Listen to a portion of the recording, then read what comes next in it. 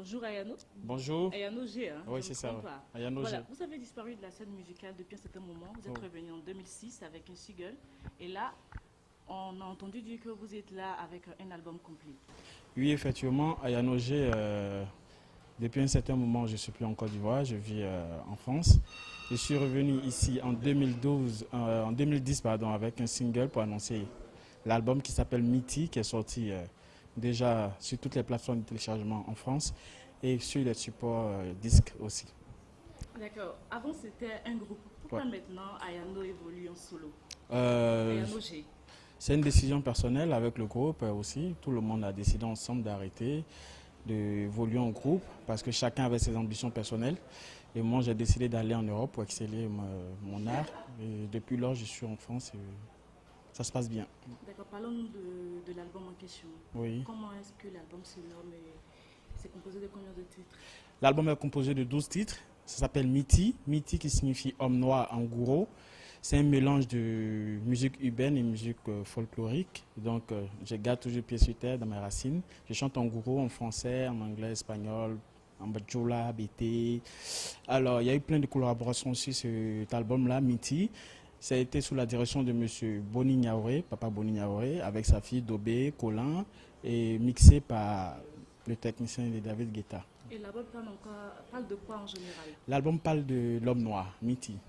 Homme noir, en gros, on parle de tout ce qui est émancipation de la race black et tout ce qui est coups, douleur, joie que nous pouvons rencontrer au quotidien de notre vie en Afrique. Et qu'est-ce qui a motivé ces différents titres? Parce que je suis africain. Tout simplement, je suis africain.